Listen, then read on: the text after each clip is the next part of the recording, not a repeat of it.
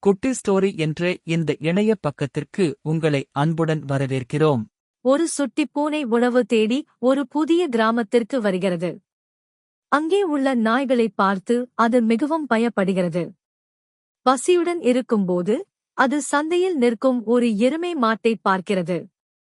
எருமை மாடு கரும்புகளை அல்லது வாழைத்தண்டுகளை சாப்பிட்டுக் கொண்டிருக்கிறது. பூனையின் தந்திரம்.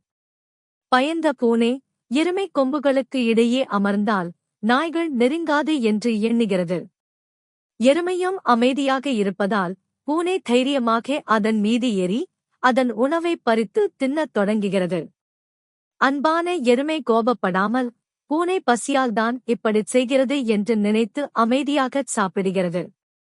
தவறான எருமை மாடு. ஒரு நாள் அந்த அன்பான எருமை சந்தைக்கு வரவில்லை. பூனை வேறு ஒரு எருமை மாட்டின் மீது ஏறி அதேபோல உணவைத் திருட முயல்கிறது.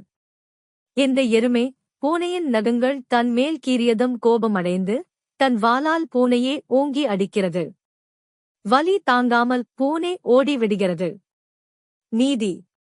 மறுநாள் அன்பான எருமை திரும்ப வந்தபோது பூனை அதனிடம் சென்று, ஐயோ, இத்தனை நாட்களாக நான் தெரியாமல் உங்களை எவ்வளவு காயப்படுத்தியிருக்கிறேன் என்பதை நேற்றுதான் உணர்ந்தேன்.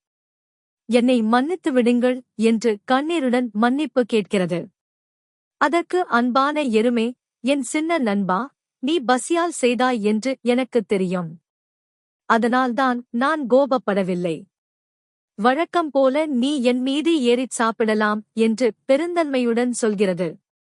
பூனை மகிழ்ச்சியில் எருமை கன்னத்தில் தன் முகத்தால் உரசுகிறது. நீதி.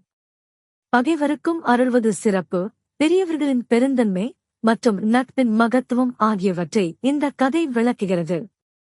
மற்றவர்களின் நிலையை புரிந்து கொண்டு கோபப்படாமல் அமைதி காப்பது எப்போதுமே சிறந்தது என்ற நல்ல கருத்தை இது சொல்கிறது.